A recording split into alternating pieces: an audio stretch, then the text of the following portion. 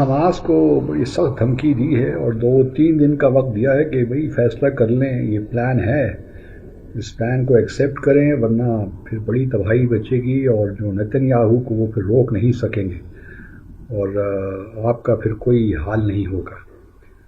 اب حماس قطر کے prime minister کے مطابق حماس جو پلان ہے اس پہ غور و فکر کر رہا ہے۔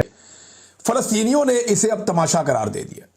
یہ میں نے آپ کو AFP کی رپورٹ پڑھ کے سنائی، انہوں نے بتایا فلسطینیوں نے اوورآل کہا کہ یہ ایک تماشا لگنے جا رہا ہے اور کچھ نہیں، ٹرک کی بتی ہے کر سکتے ہیں۔ وہ کیا اپنا انہوں نے جو روب ہے، دبدبہ ہے یا اپنا ڈنڈا جو ہے اوپر رکھا ہے اور پاکستان یا دیگر مسلمان ممالک جو ہیں انہوں نے کچھ جلدی کر دیا اس پورے پیس پروسیس کو انڈورس کرنے میں، یا اگر یہ نہ کرتے تو پھر کیا کرتے ہیں؟ ذمہ داری کے ساتھ اور اس کا جواب دے گا۔ اب وہ جواب کیا ہوتا ہے اس کے ہم بھی بڑے منتظر ہیں، دیکھنا چاہتے ہیں کہ حماس کیا جواب دیتا ہے۔ حماس نے پہلے شکوہ کیا کہ کئی مرتبہ معاہدے ہوئے، ان کی خلاف ورزی ہمیشہ اسرائیل کرتا ہے۔ امن کے منصوبے کا مسودہ ابھی تک انہیں دیا ہی نہیں گیا اور اب فائنلی حماس نے فارغ بھی کر دیا۔ امریکہ نے قطر کی حفاظت کی ذمہ داری لے لی، قطر کی سلامتی کے حوالے سے ایگزیکٹو آرڈر پر دستخط کر دیے۔ ایگزیکٹو آرڈر کے مطابق قطر پر حملے کو امریکہ کی امن و سلامتی کے لیے خطرہ سمجھا جائے گا۔ لیکن یہ پلان جو ہے جس طرح ہم نے پہلے کہا یہ اسیمیٹریکل ہے، ون سائیڈڈ ہے اور دھونس ہے۔ اس کے اندر فلسطینیوں کے لیے کچھ بھی نہیں ہے اور فلسطینیوں کا مفاد اس کے اندر نہیں ہے۔ یہ کیٹیگوریکلی اب حماس نے بھی کہہ دیا، فلسطینیوں نے بھی کہہ دیا۔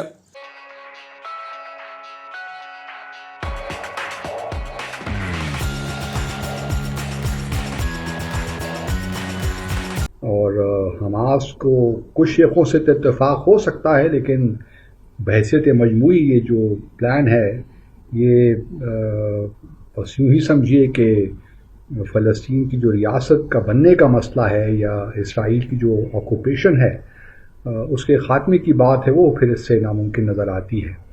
اس لیے حماس اس پلان کو جس طرح ہے اس طرح تو تسلیم نہیں کر سکتا جہاں تک میرا خیال ہے۔ اب اس میں 2-3 چیزیں ہیں جو میں سمجھتا ہوں کہ اہم ہیں اور اسی طرح اس پہ کام ہونا بھی چاہیے۔ پہلے تو دیکھیے، چلیے حماس نے جو یرغمالی بنائے ہوئے ہیں ان کو واپس کر دیا، لیکن ابھی صرف سیز فائر کی بات ہو رہی ہے، یہ بات نہیں ہو رہی کہ اسرائیل کی فوجیں غزہ سے وڈرا کریں گی۔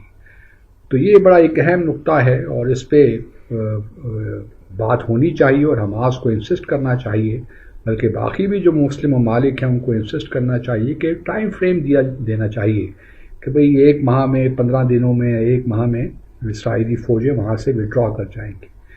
تو یہ بہت ضروری ہے۔ اور اس کے بعد پھر کسی بھی پلان میں جو ہے جو بورڈ آف پیس اور یہ جو ٹونی بلیئر کے لیے ایک رول کریٹ کرنے کی کوشش کی جا رہی ہے، ٹھیک ہے ماضی میں چیزیں ہوتی رہی ہیں، پروٹیکٹریٹ بھی بنتی رہی ہیں، لیکن اب وہ حالات نہیں ہیں، دنیا بدل گئی ہے۔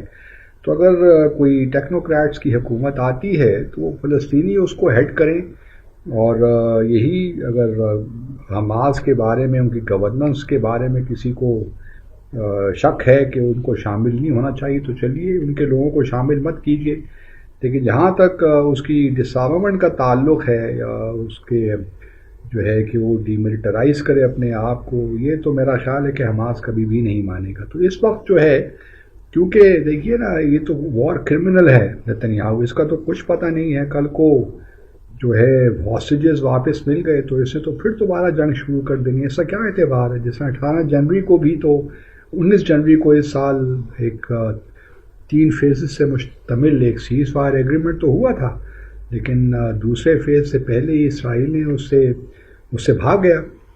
تو اس وجہ سے، اور پھر اس میں خاص طور پہ ایک اور بات ہے کہ چین اور روس کہیں شامل نہیں ہیں اس سارے معاملے میں۔ تو میرا خیال ہے کہ جو بھی ایگریمنٹ فائنلی ہوتا ہے وہ UN سیکیورٹی کونسل میں جانا چاہیے اور چیپٹر 7 کے تحت ایک ریزولوشن آنی چاہیے۔ کسی نے بھی اس کی خلاف ورزی کی تو اس پہ یہ اقدامات، سینکشن وغیرہ لگائی جائیں گی۔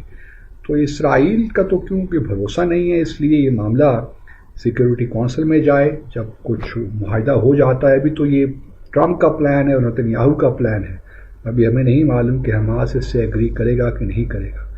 اور اس میں نے پہلے کہا پارشلی تو اسرائیل ایگری کر سکتا ہے، لیکن جو یہ پلان ہے اگر اس کو اس طرح ہی رکھا گیا تو پھر تو بڑا معاملہ خراب ہے.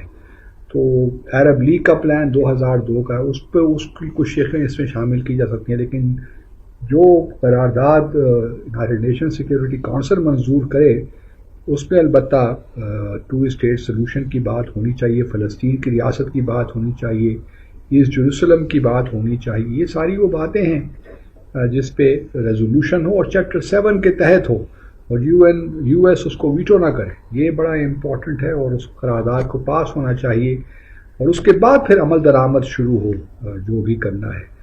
اگر صرف یہ آپس میں ہی 4 5 7 8 ممالک نے کام کر لیا تو یہ سارا جو ہے دوبارہ یہ معاملہ انریول ہو جائے گا. اور پاکستان میں بھی شدید رد عمل آ گیا, حتیٰ کہ حکومت کے اندر سے بھی مخالفت ہو گئی.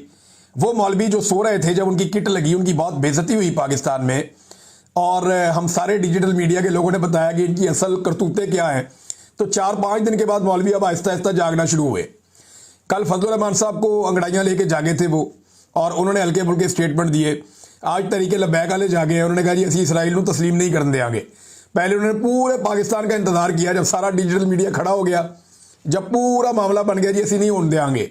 اب وہ کہہ رہے ہیں نہ یہ بولے شہباز شریف کی وہ ملاقات کے اوپر جو جا کے شہباز شریف صاحب نے ایک امریکن جوئش کانگریس کے صدر کے ساتھ ملاقات کی, اس کے اوپر ان کا کوئی موقف ابھی تک نہیں آیا, اور نہ ہی ان کا کوئی موقف وہ خاتون کے حوالے سے آیا جو وزیر اعظم کی فائلوں تک جن کی رسائی تھی, اور وہ بار بار زور دے رہی تھی, اور ایئر فورس 1 کے اندر انہوں نے ٹریول کیا, وزیر اعظم کے ساتھ اس ہوٹل میں قیام کیا, وزیر اعظم کے ساتھ ٹریول کیا, اور پاکستانی سرکار کا پروٹوکول حاصل کیا. وزارت خارجہ نے ان کو بہترین پروٹوکول دیا امریکہ میں اور برطانیہ میں. تو یہ سارے معاملے میں بولا ہی نہیں, کوئی بولا ہی نہیں. اب گونگلوں سے مٹی جھاڑنے کے لیے میدان میں آ رہے ہیں. حتیٰ کہ یہ ہوا ناظرین کہ جو میڈیٹر ہے نا بیچ میں مذاکرات کروانے والا ملک, وہ تو قطر ہے. قطر نے بھی کہہ دیا ہے کہ یہ امن منصوبے کے جو نکات ہیں ان کے اوپر ان کو بھی اعتراض ہے. انہوں نے کہا جی بہت سارے نکات ایسے ہیں جن پہ وضاحت اور مذاکرات کی ضرورت ہے. ابھی تقاضا ہے اس بات کا کہ ان کے اوپر مذاکرات بھی کیے جائیں مزید, اور وضاحت بھی دے امریکہ کہ یہ ہو کیا رہا ہے. ہمارے وزیر اعظم نے پہلے دن گیم چک دی تھی پکڑ کے. آپ اندازہ کریں کہ ساری دنیا اب آہستہ آہستہ کہہ رہی ہے یہ غلط کام ہو گیا. جو فلسطینیوں کی تنظیمیں پاکستان میں دنیا بھر میں وہ کہہ رہی ہیں غلط کام ہو گیا, ٹھیک نہیں ہوا, یہ کس طرف آپ لے کر جا رہے ہیں. لیکن پاکستانی وزیر اعظم نے اور آرمی چیف نے پہلے دن طے کر لیا اسٹیبلشمنٹ نے کہ نہیں جی نہیں, ہم نے تو ٹرمپ صاحب کے کہنے کے اوپر لبیک کہنی ہے. انہوں نے لبیک کہہ دیا اور اب مکرنے کا راستہ بھی نہیں چھوڑا. اب جا کے ڈار صاحب کہتے ہیں نہیں نہیں یہ تو وہ معاہدہ نہیں ہے جو ہمارے ساتھ بات چیت ہوئی تھی, یہ تو کوئی اور چیز ہے. ڈونلڈ ٹرمپ اب ان کو نہیں چھوڑے گا, یہ پھنس گئے دونوں طرف سے. ادھر عوام نہیں چھوڑے گی, ادھر ڈونلڈ ٹرمپ نہیں چھوڑے گا, کیونکہ ڈونلڈ ٹرمپ کے ساتھ بند کمروں کے اندر جو یہ وعدے کر کے آگے ہیں نا, میٹھے میٹھے منہ بنا کے ہاتھ باندھ کے, اور جتنی گیم ڈونلڈ ٹرمپ کی یہ اٹھائے ہیں, ڈونلڈ ٹرمپ کی تو خوشیاں ہی ختم نہیں ہو رہی. اس کی پوری زندگی میں کبھی کسی نے اس کی اتنی خوشامد نہیں کی جتنی یہ پاکستانی وفد کر کے آ گیا. وہ بھول ہی نہیں پا رہا, اس کی روزانہ درجنوں ملاقاتیں ہوتی ہیں.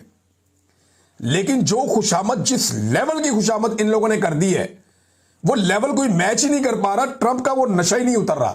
وہ جہاں جاتا ہے وہ جا کے کہتا ہے یہ بہت اچھے ہیں دونوں, فیلڈ مارشل اور شہباز شریف, ان کی بہت تعریف کرتا ہے. تو ان لوگوں نے بڑی گیم اٹھائی ہے. تو اب جب گیم ہاتھ سے نکلنے لگی تو ڈار صاحب نے کہا جی ہمیں جو بتایا گیا امن منصوبہ اس سے مختلف ہے, ہم سے بات ہوئی ہے وہ بات نہیں ہے.